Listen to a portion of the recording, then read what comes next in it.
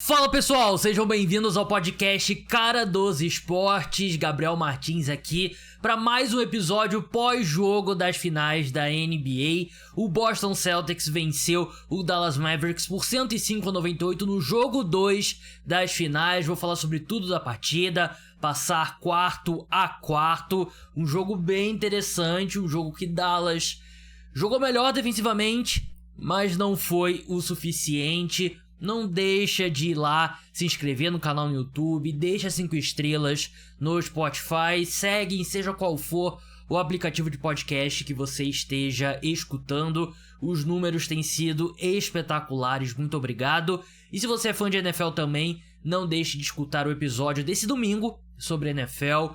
Eu e o João Eduardo Dutra elegemos os 5 melhores tight ends da NFL e os 5 melhores quarterbacks reservas da NFL. Estudo atualmente, é uma série que a gente vem fazendo no podcast, top 5 posição por posição. Então se você gosta de futebol americano também, não deixe de escutar. Vamos entrar no jogo. O jogo 1, eu até fiquei em dúvida na hora de fazer aquela capa do YouTube, o thumb, se eu botava uma foto do Jrue Holiday, do Jaylen Brown ou do Kristaps Porzingis, né? Porque os dois foram destaques do jogo 1, acabei botando o Porzingis e acho que ele foi o grande nome do jogo 1 mesmo. Hoje eu não tenho dúvida. Hoje eu não tenho dúvida que é o Jrue Holiday. Ele foi o melhor jogador do Boston Celtics. Quase falei melhor jogador em quadra, mas acho que ainda é o Luka Doncic mesmo no jogo que a equipe perdeu, mas ele jogou muito bem. Mas o que o Jrue Holiday, hoje ele seria meu voto para MVP das finais, né? Porque o que ele faz nos dois lados da quadra, né? Ele foi o segundo maior, quer dizer, foi o maior pontuador do Boston Celtics nesse domingo, né? 26 pontos, 11 rebotes, 3 assistências e uma defesa de altíssimo nível no Kyrie Irving no outro lado da quadra, né? Então, assim, a gente já falou muito sobre isso aqui no podcast, né? Mas o Milwaukee Bucks não tinha como adivinhar que ele seria trocado pro Boston Celtics pelo Portland Trail Blazers, mas era uma parte do risco, né? Uma parte do risco era o Jrue acabar num rival do Milwaukee Bucks. E agora essa troca tá parecendo horrível, porque eu tava conversando com um amigo meu durante o jogo, ele é torcedor do Celtics, eu perguntei, será que se os Celtics oferecessem hoje o Jrue Holiday para os Bucks pelo Damian Lillard, quer dizer, se os Bucks oferecessem o Damian Lillard aos Celtics pelo Jrue Holiday, eu acho que os Celtics não aceitariam, porque tudo bem, o Damian Lillard foi um jogador mais talentoso, um jogador incrível, tá muito acima do Jrue Holiday no ranking dos maiores da história da NBA. Mas eu acho que hoje o Jrue Holiday é um jogador que impacta mais vitórias e derrotas. Ele é um jogador vencedor. Ele é um jogador que faz o que... Ele não vai ter aqueles números fantásticos, vai ter 30 pontos, arremessando 45% de 3, não vai ter megas highlights ofensivas, apesar de ele ter algumas highlights defensivas bem históricas, né, icônicas, como por exemplo, aquele roubo de bola contra o Devin Booker e o alley-oop a ponte aérea, né, pro Giannis na final da NBA. Mas ele impacta muito a vitória, ele faz tudo o que você precisa, né? Eu não quero chamar ele de role player, né, jogador ali secundário, porque ele é mais do que isso, mas ele é meio que o jogador secundário perfeito. E em alguns momentos ele teve dificuldade no Milwaukee Bucks quando ele precisava de uma responsabilidade maior ofensiva, né? E aqui nesse time do Celtics, que ele é a quarta, às vezes quinta opção ofensiva, ele sobra muito, né? E o que ele tá fazendo contra o Kyrie Irving, né, é inacreditável. O Boston Celtics tem uma estratégia bem clara até agora, que parece ser: Luka vai jogar muito bem? Vai, mas ninguém mais vai, né? O Luka, por melhor que você defenda ele ainda vai ter uma produção muito grande. Boston tem excelentes defensores individuais, né? O Jaylen Brown tem feito a maior parte da marcação do Luka, tem feito o Luka trabalhar. Ainda assim, ele tem feito jogos incríveis. Ele teve 32 pontos, 11 rebotes e 11 assistências nesse domingo. O que não pode acontecer para Boston é o Kyrie entrar na série.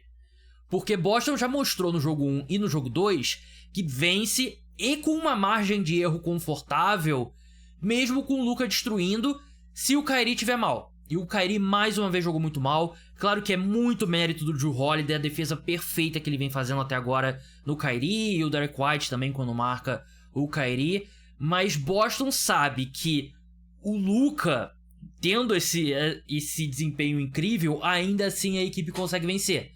Mas se o Kyrie jogar como jogou na maior parte, por exemplo, da série contra o Minnesota Timberwolves, se esses dois começam a combinar para 60, 70 pontos, eu ainda acho que Boston venceria, mas seria mais apertado.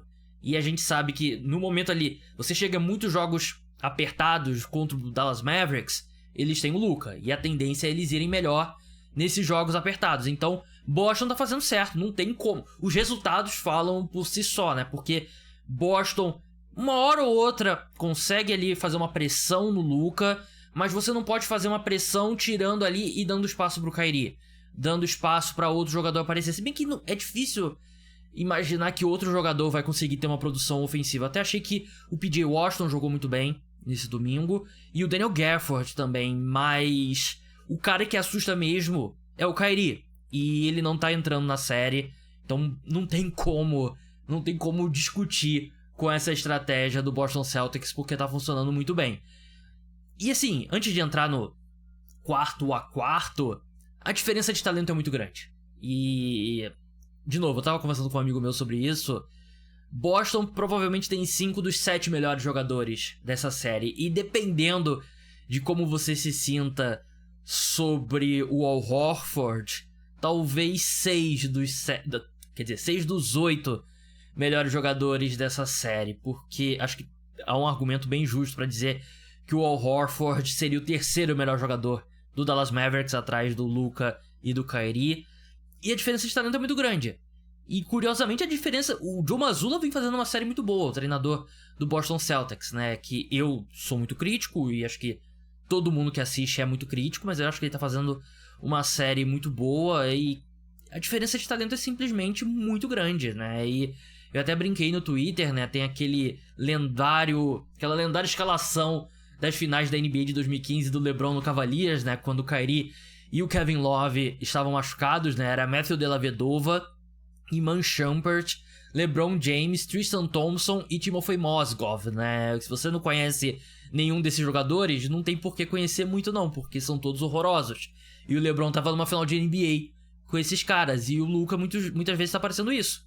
Até acho que esse time é muito melhor do que esse quinteto do Cleveland Cavaliers, né? Mas o Jrue Holiday tá colocando o Kyrie no bolso, e o resto do time não tem poderio ofensivo suficiente. Eu até acho... Ele saiu da rotação, mas nessa altura do campeonato, eu tentaria o Tim Hardaway Jr., porque ele saiu da rotação do Mavericks nos playoffs.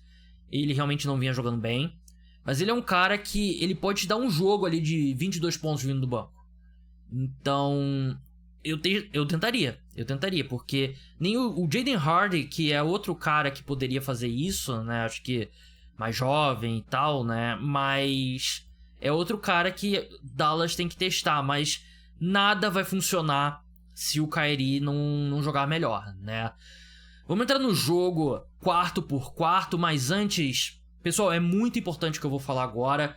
A gente tem um patrocinador para as finais da NBA, que é o PortugaBet, é o parceiro do Cara dos Esportes nessas finais da NBA, e eles estão com uma oferta sensacional, 100% de bônus no primeiro depósito até R$1.000, lê lá as regras para saber como funciona e crie sua conta utilizando o meu link que tá na descrição desse podcast.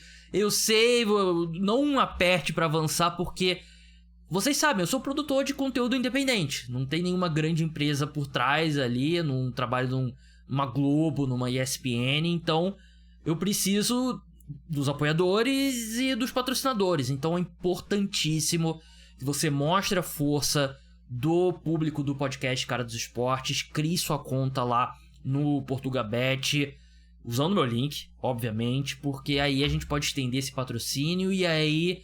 ajuda muito, ajuda, assim, não tem como falar o quanto ajuda o meu trabalho. É um site muito bom de usar, seguro, e eles também vão patrocinar a Eurocopa na Cazé TV, né? Então me dá aquela força, mostra, dá aquele apoio, link tá na descrição, é muito importante pro meu trabalho. Vamos entrar no primeiro quarto do jogo. Eu quero falar também depois, no final do jogo, da minha participação na KSOP, o torneio de pôquer que teve em São Paulo. O primeiro quarto começou bem equilibrado, pontuação bem mais baixa, bola de 3 do Celtics não caindo, Jaylen Brown chamando a responsabilidade ofensiva, o Tatum, a gente vai entrar no jogo do Tatum mais pra frente, mas o Jaylen Brown chamando bastante a responsabilidade. E uma coisa que eu tenho que reassistir ao jogo, e eu pretendo fazer isso, eu quero olhar cada arremesso de 3 do Boston Celtics. Eles terminaram 10 de 39. O primeiro quarto, se eu não me engano, foi 1 de 9. Eu não sei se foi uma melhora da defesa do Dallas Mavericks ou uma noite menos inspirada do Boston Celtics no perímetro. Eu acho que é um pouco dos dois, mas mais energia dessa defesa do Dallas Mavericks, o pessoal se recuperando melhor, girando ali a defesa e tal. Mas eu também acho que tem uma grande porcentagem foi menos inspiração, a mão mais descalibrada dos jogadores, né? O Tatum 1 de 7, ele que vem arremessando muito mal nos playoffs. Al Horford 1 de 3, Jrue Holiday 2 de 4, Derrick White 4 de 10, Jaylen Brown 1 de 5, Sam Hauser 0 de 5, Porzingis 0 de 3, aliás, mais sobre o Porzingis pra frente, e Peyton Pritchard 1 de 2, mas aquele acertou foi um do meio da quadra ali no estouro do cronômetro no terceiro quarto. No segundo quarto foi quando eu até anotei aqui na minha pauta, o Celtics parece tranquilo em deixar o Luka, é o que eu já falei, né? Deixar o Luka ter a produção dele, ser espetacular e contanto que o Kyrie não entre na série, né? E o Luka realmente fez um jogo muito bom. Só que aí entra no terceiro quarto, eu senti o Luka cansado. E ele continua jogando bem mesmo cansado.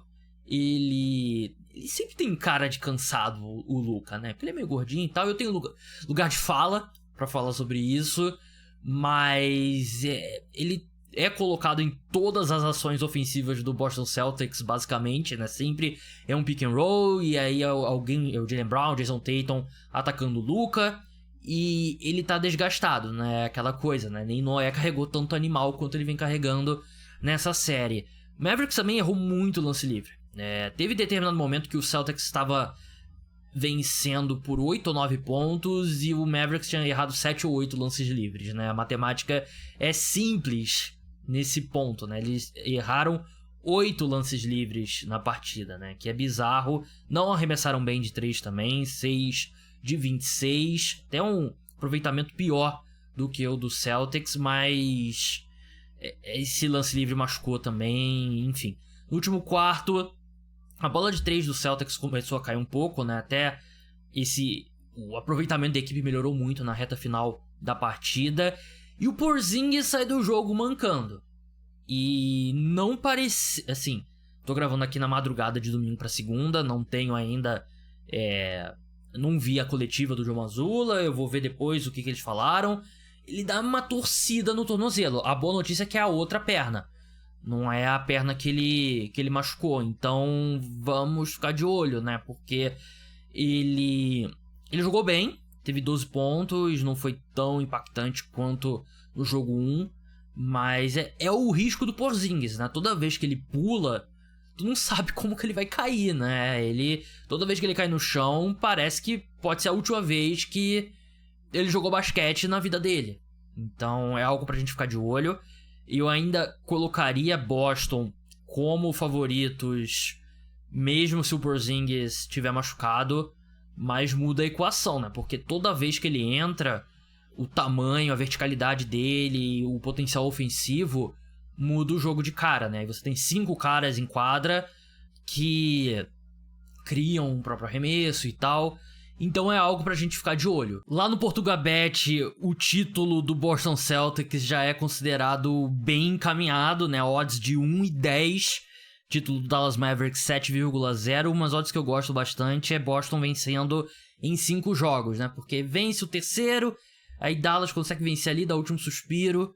E aí tem a varrida de cavaleiros que eles falam nos Estados Unidos, 2,90, 4-1 na série. Próximo jogo, Dallas é favorito, 1,73 contra 1,92, vitória do Celtics no jogo 3, é o primeiro jogo em Dallas.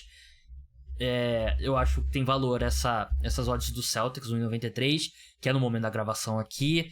Mas, cara, os ajustes pro jogo 3 é basicamente o que eu falei pro jogo 2, né? Acho que a defesa melhorou, mas também tem esse porém que eu acho que foi muito o Boston Celtics descalibrado mesmo.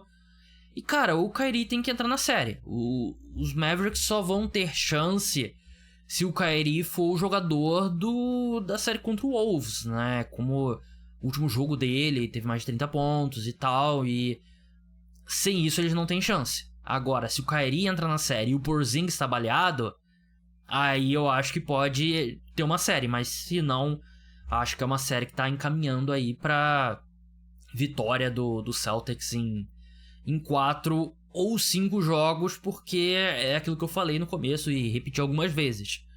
O Luka tá jogando muito bem e ainda assim não é nem perto de suficiente. O último ponto sobre o jogo é o Jason Tatum, né? Que ele não vem fazendo uma série boa pontuando, né? Ele teve 18 pontos nesse domingo, teve 16 pontos no jogo 1. Ele tá 12 de 38 em arremessos de quadra, que é um número baixíssimo. 4 de 14 de 3, né? Um aproveitamento bem baixo. Só que ele vem impactando o jogo de outras formas, né? Que eu acho que é importante. Não é nem eu sendo aqui copo meio cheio quanto ao Tatum, né? Mas ele tá defendendo bem. Eu achei que ele não começou o jogo defendendo bem nesse domingo, mas terminou bem melhor. Ele tá indo muito bem como reboteiro, são 20 rebotes. Ele tá marcando muito o Daniel Gafford. Claro que o Gafford teve alguma vantagem em alguns momentos, mas é um cara que você vive ali com a diferença de tamanho do Gafford pro Tatum, porque significa outros matchups, né? Mas enfim, ele tá comandando o ataque também muito bem, iniciando o ataque. Ele teve 12 assistências. Eu acho que preocupa o quão mal ele vem arremessando. E não é dessa série, não é nem desse ano nos playoffs. Ano passado já foi assim. Mas eu acho que é importante ele conseguir impactar o jogo de outras formas, né? Defendendo bem, pegando bem rebote. Também não foi... Não é o melhor que a gente já viu o Tatum defendendo, mas eu sinto que eu sou muito crítico do Tatum às vezes, então eu quero ser aqui um pouco o copo meio cheio mesmo, mas eu não... É estranho, porque é difícil dizer o Tatum está jogando muito mal.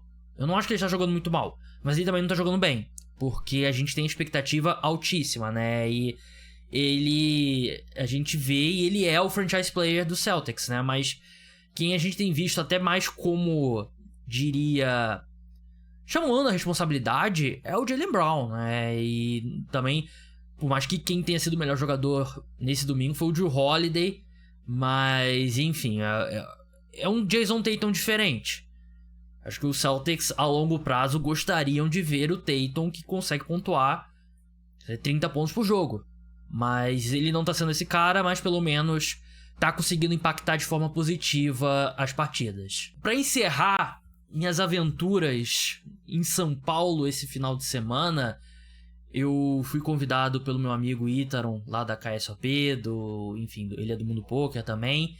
Teve o torneio de poker das estrelas, né? Que eu sou extremamente arrogante falando isso, né? Mas é um torneio que participam jogadores de poker famosos, participam pessoas de outras áreas que jogam poker, né? Que é o meu caso, né? Tinha streamer, tinha um jogador de futebol profissional na minha mesa até. Eu tô abrindo aqui no meu celular porque eu quero pegar o nome do jogador aqui. É Luiz Guilherme. Luiz Guilherme, que joga no Livorno da Itália.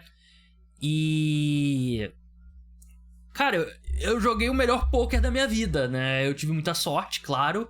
Começou o torneio com 3 mesas. Eu comecei muito bem, veio cartas e tal. Fui. Quando eu vi, eu tava na mesa final. Na mesa final, né? Porque você tem 3 mesas, aí quando tem 9 jogadores, vai todo mundo pra mesma mesa ali e aí teve transmissão e tal, não sei o quê. E a mesa era, tipo, eu e 8 jogadores profissionais de poker. E eu tava lá, não sei o que aconteceu, eu tava lá, né? E aí, beleza e tal. tem uma hora que eu dou um all-in, né, que é apostar todas as fichas, contra um argentino chamado, deixa eu pegar o nome dele direitinho aqui, Eze Weigel, né, que, claro, você não conhece, ele... No início do ano teve uma etapa desse evento, né, da King Series of Poker, aqui no Brasil, que foi a maior premiação da história do poker aqui no Brasil, 2 milhões de reais, e ele que venceu. E eu tava na mão contra esse cara, eu que comecei a jogar poker de verdade há menos de um ano. Eu dei all-in com uma dupla de 10. É Texas Hold'em Poker, né? Então cada jogador tem 2 cartas e tem 5 cartas na mesa. Você tem que fazer com as cartas da sua mão e as cartas da mesa a melhor combinação possível de 5 cartas, né? Par, 2 pares, trinca e tal. Eu tinha um par de 10.